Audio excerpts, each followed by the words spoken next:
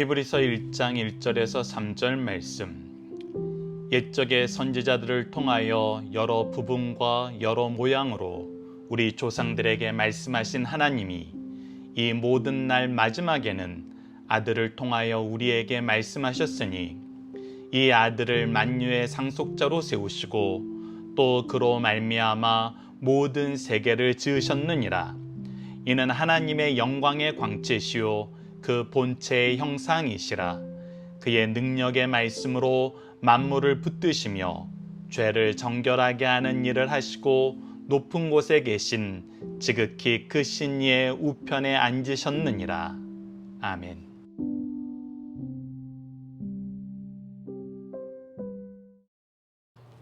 안녕하세요. 승리한산 가족 여러분, 그리고 강성성경연구원 여러분, 오늘은 히브리서 첫 번째 시간으로 히브리서 1장 1절에서 3절 말씀을 완전하시고 최종적인 계시자 주 예수 그리스도라는 제목으로 함께 말씀을 나누도록 하겠습니다. 자, 우리가 이미 잘 알고 계시는 분들도 계시지만 히브리서는 우리가 대표적으로 믿음장이라고 불리우는 11장을 통해서 나타나는 것처럼 우리의 믿음의 내용에 대해서 굉장히 강하게 가르쳐주고 있습니다. 우리의 믿음의 대상과 내용은 바로 예수님이시고, 예수님이 우리를 위하여 십자가의 죽으심으로 말미암아 우리를 의롭게 하셨다는 것입니다. 즉, 예수님을 믿음으로 말미암아 우리가 구원을 받게 되었다는 그 내용을 우리에게 가르쳐주고 있습니다. 그리고 이 내용을 우리에게 가르치는 목적은 우리로 하여금 구원을 얻게 하려 하시는 겁니다. 우리가 하나님의 자녀 되게 하시는 것입니다. 우리가 하나님 나라의 백성 되어서 영원히 천국에서 하나님과 함께하는 삶을 살게 하시기 위한 것이 바로 그 목적이고, 이 목적의 처음 시작은 바로 하나님의 사랑이심을 우리에게 가르쳐주고 있습니다. 하나님은 이것을 아주 오래전부터 얘기해주고 계십니다. 하나님께서는 이것을 분명히 그의 종들, 여기서 말하는 선지자를 통해서 우리에게 분명히 드러내셨습니다. 그런데 여기에 문제가 생겼습니다. 이 말씀을 듣고도 믿지 못하는 사람이 있었습니다.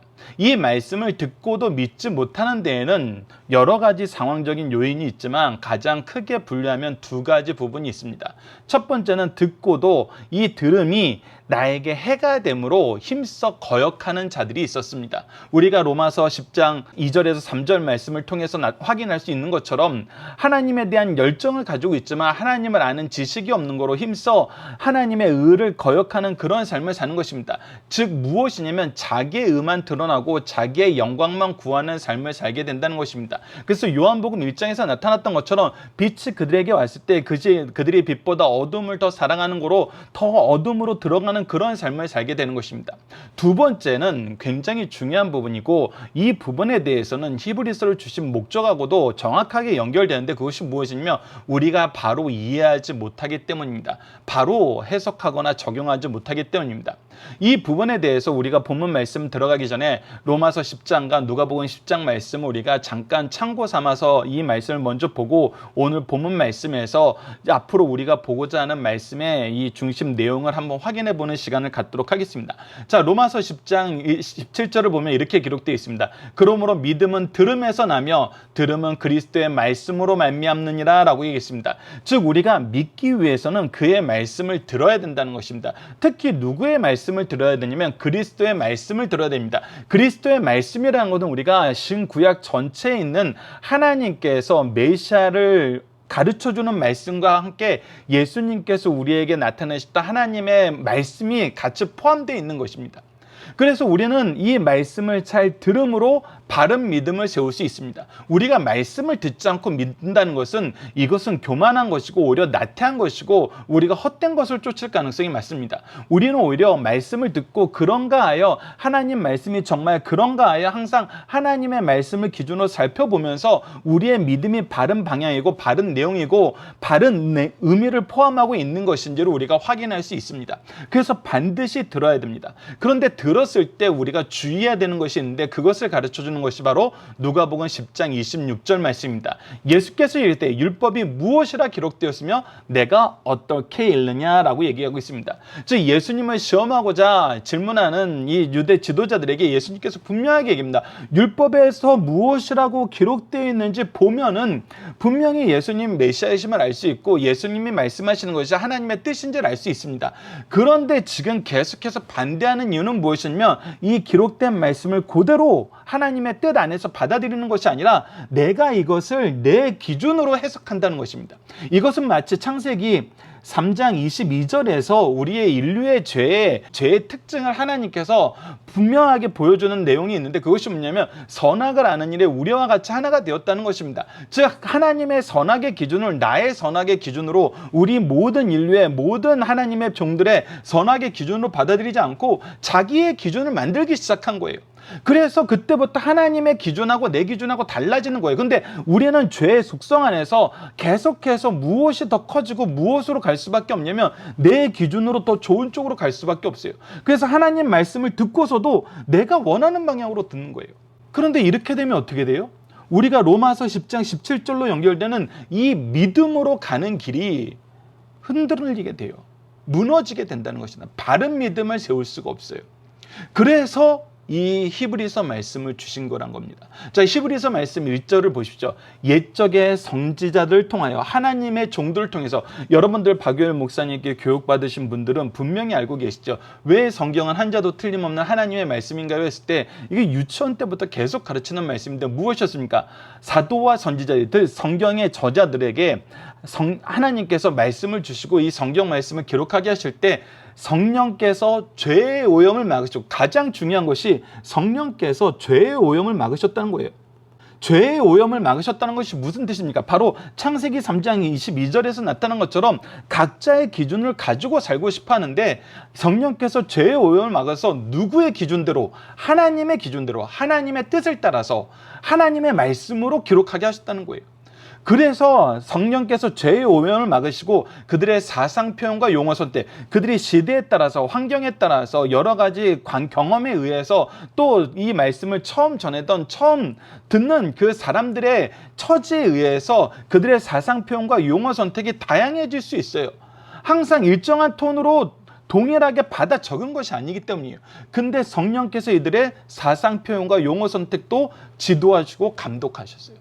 그래서 이 성경 안에는 이 통일성이 나타나게 돼요. 그래서 이 선지자를 통하여 여러 부분과 여러 모양으로, 그래서 오히려 다양하게 더 포괄적으로 이해하고 더 포괄적으로 점검할 수 있도록 여러 저자들을 통해서 여러 시대에 걸쳐서 끊임없이 예수님에 대해서 가르쳐줬어요. 그래서 이것이 하나님께서 미리 말씀하신 거라는 거예요. 그래서 우리 조상들에게 말씀하신 하나님이 이 말씀하신 것을 어떻게 하셨냐면 이 모든 날 마지막에 아들을 통하여 우리에게 말씀하셨느니라. 말씀하신 그대로 아들을 통해서 말씀하셔서 말씀하신 것이 성취되었음을 가르쳐주고 있어요. 그래서 성경은 예수님을 통해서 시작된 것이 아니라 이미 성경을 처음 줬을 때부터 하나님의 복음의 말씀으로서 우리에게 계속해서 이 내용을 가르쳐주고 있다는 거예요. 그리고 그것이 바로 예수님을 통해서 성취되었다는 거예요.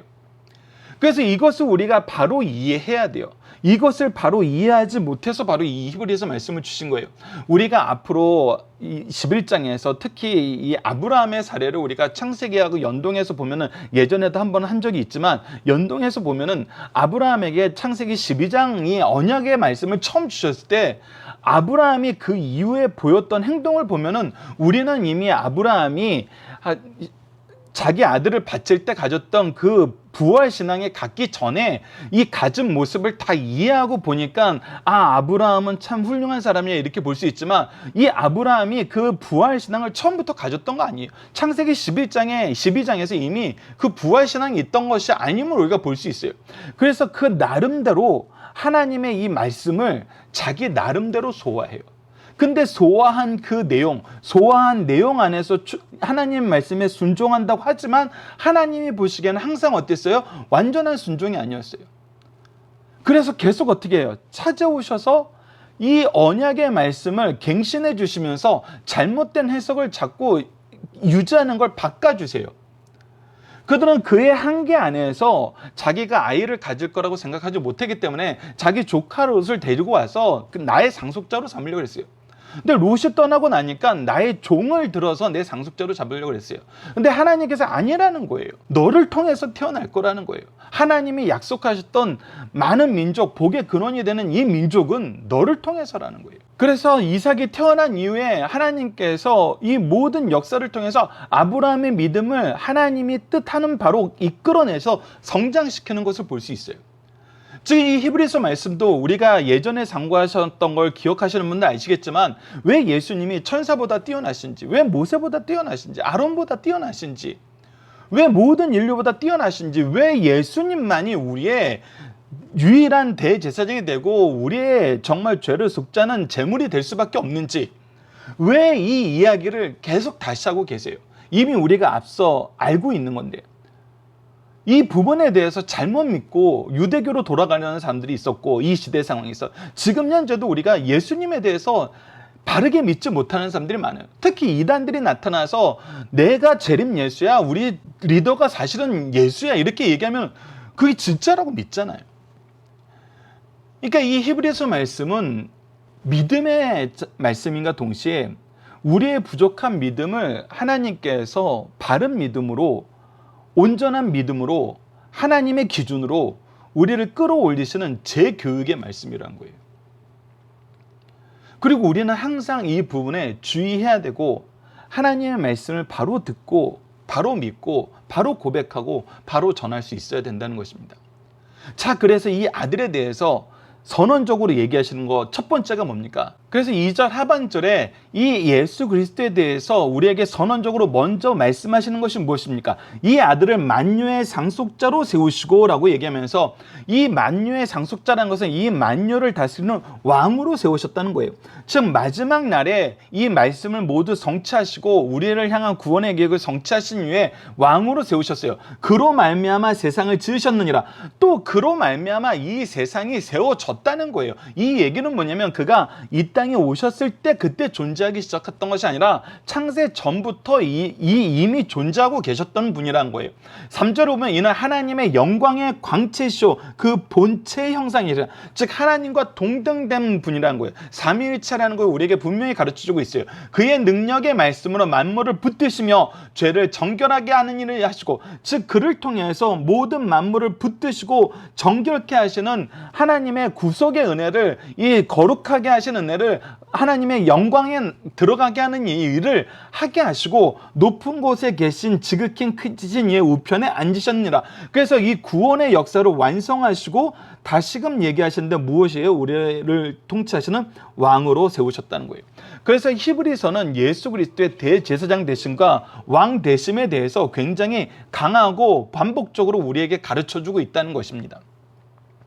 자, 이 말씀을 이제 우리가 마무리하면서, 오늘 본문을 마무리하면서 크게 두 가지를 좀 확인해 보도록 하겠습니다. 첫 번째는 이 성경은 여러 부분과 여러 모양으로 우리에게 드러나고 있지만 왜 성경이 한자도 틀림없는 하나님의 말씀인가라는 것에서 우리가 확인할 수 있다시피 이건 하나님의 말씀으로 받아들일 수밖에 없는데, 이 하나님의 말씀으로 받아들이는 세 가지 사례가 바로 다음과 같습니다. 성경에 나타나 있는 통일성을 통해서 이 각자의 저자가 각자가 사는 새로운 다른 세대에 살았는데 왜 여전히 하나님의 이 구속의 말씀, 예수 그리스도를 가르쳐주고 예수 그리스도에 대한 복음의 말씀으로 가득 채워져 있는지를 보여주는 이 세 가지인데, 그것이 무엇이냐면 영적 성격의 통일성으로 순결과 거룩성이 있다는 거예요.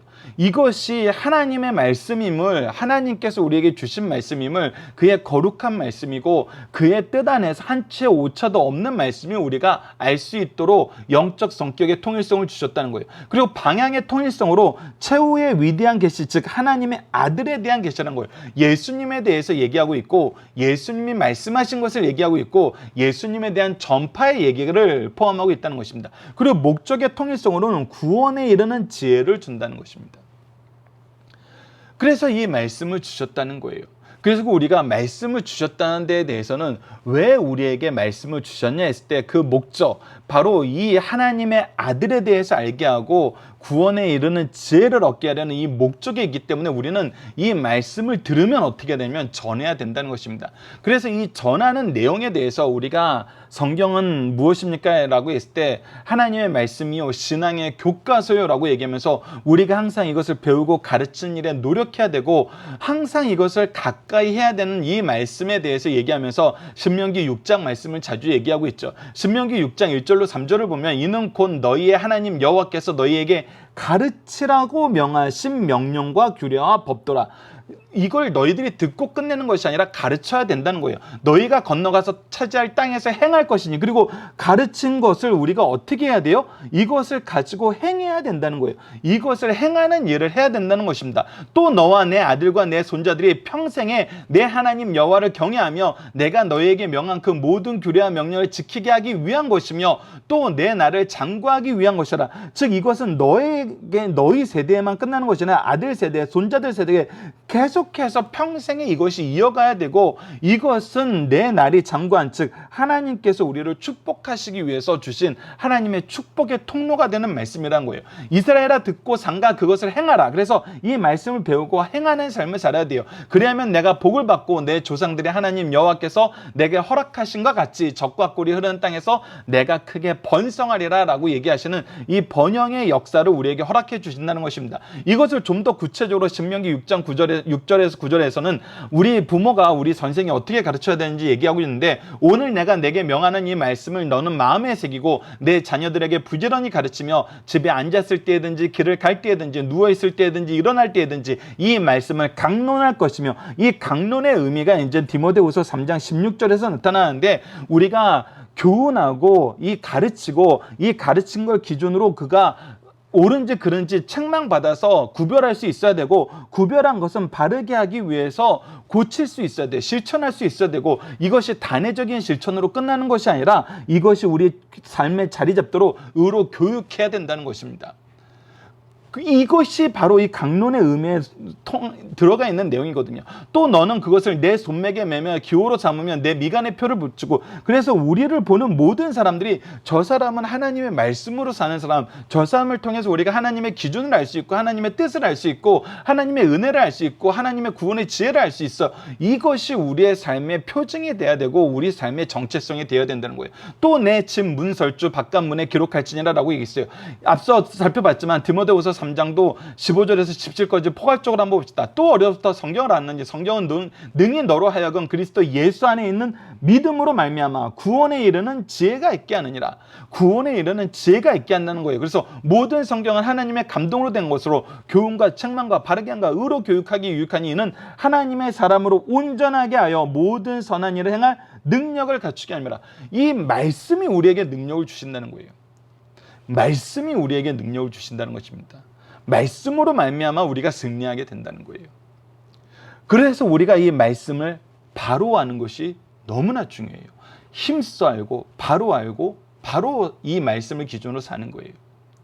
이 일을 위해서 주신 이 히브리서 말씀, 우리가 말씀을 들으면서 우리가 잘못 해석하고 잘못 이해하고 잘못된 방향으로 가는 것이 없지 않은지 우리를 살펴보고 다시 한번 하나님의 기준으로 우리의 삶의 내용과 방법과 목적을 다시 한번 점검하는 시간이 되었으면 합니다. 자, 본문의 중심 사상입니다. 우선 서론적인 부분으로는 히브리서는 신약의 19번째 책으로 14장 303절로 구성된 하나님의 말씀입니다. 또 히브리서는 신약 중 유일하게 저자가 밝혀지지 않은 말씀으로 일명 유대교에 대한 기독교의 변증서라고 할 수 있어요. 이것을 이제 우리가 우리식으로 보면은 이미 믿는 사람들에 대한 기독교 변증서예요. 믿는다 하면서 잘못된 신앙으로 돌아가는 사람들, 잘못된 신앙을 고집하는 사람들, 이에 대해서 바른 신앙으로 돌아오게 하는 예수 그리스도에 대한 변증서라는 거예요. 히브리서의 기록 목적은 다음과 같습니다. 첫째, 믿음이 성장하지 못하고 유대교로 돌아가려는 자들에게 그리스도의 인격과 사역이 모세나 천사보다 우월하며 아론의 제사보다 뛰어나다는 것을 비교 설명함으로써 그들의 신앙을 크게 하려는 데 목적이 있어요. 둘째, 핍박이 심하였자 배교하여 신앙에서 이탈하는 자들에게 기독교의 우월성뿐만 아니라 절대성을 가르치고 배교에 대한 경고와 새로운 헌신을 강조하며 믿음을 강화하는 데 목적이 있습니다. 그래서 히브리서의 특징은 다음과 같아요. 아주 유창한 헬라어로 기록되어 있으며 자신의 논리를 전개하는 과정에서 상당히 세련된 문학 수준의 수사 능력을 돋보이게 하고 있어요. 무엇보다도 중요한 것이 이 모든 것을 총동원하여, 즉 모든 언어적인 표현과 이해를 총동원하여 무엇을 얘기하고 있냐면 대제사장이신 예수 그리스도를 증거하고 있다는 거예요. 오직 예수님만이 우리의 구원자 되시고 오직 예수님만이 우리를 대신하여 피를 흘리실 수 있는 하나님의 거룩하신 의로우신 제물이 될 수 있다는 거예요. 두 번째, 히브리인들에게 보낸 편지라는 점에서 구약의 암시 또는 인용이 많아요. 동시에 이것은 우리에게 무엇을 가르치냐면 구약에 있는 말씀을 우리가 바로 이해하지 못하고 바로 적용하지 못하면 우리가 엉뚱한 믿음을 가질 수 있다는 거예요. 그중 오경과 시편의 인용이 많아요. 오경은 직접 인용이 12번, 간접 인용이 39번, 시편은 직접 인용이 11번, 간접 인용이 2회, 그 외에도 다른 말씀을 많이 인용하고 있어요. 세 번째, 무엇보다 기독론이 깊고 다양해요. 즉 예수님에 대해서 가르쳐주고요. 20개 이상의 그리스도의 이름과 칭호가 사용되고 특히 제사장직과 왕직에 대한 강조가 많이 나타나고 있습니다. 그래서 왕이신 예수 그리스도, 대제사장 되신 예수 그리스도, 그리고 이 모든 것을 우리에게 말씀하신, 마지막에 말씀하신 선지자 예수 그리스도까지 사실 예수 그리스도의 삼중직에 대해서 히브리서는 너무나 잘 가르쳐주고 있고, 이것을 가르쳐줌으로써 우리도 예수 그리스도처럼 이 삼중직을 어떻게 실천하고 있고 경험하고 있고 계승할 수 있는지를 가르쳐주고 있습니다. 제사장직에 대해서는 멜기세덱 같은 대제사장을 중심으로 단번에 자신을 속죄물로 드린 영원한 제사장이신 그리스도를 말씀해주고 있습니다. 그 외에도 종말론이 있고 실현된 종말론과 미래적인 종말론으로 많은 경고와 가정법들을 통해서 우리가 마지막 때를 바르게 살 수 있도록 우리의 믿음을 더욱더 굳세게 세워주는데 말씀의 특징을 가지고 있습니다.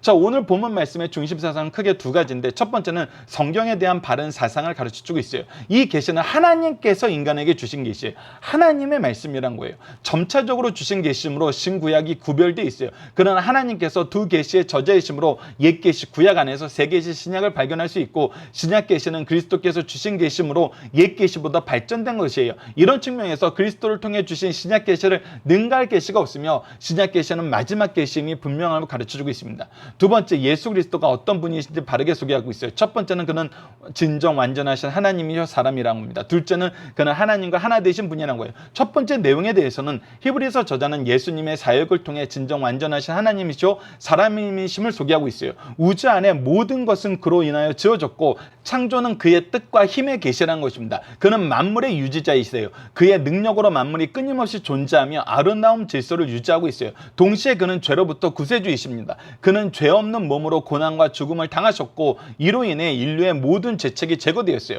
그리스도는 창조주로서, 유지자로서, 구세주로서 사역을 통해서 우리에게 다가오셨다는 사실을 가르쳐주고 있습니다.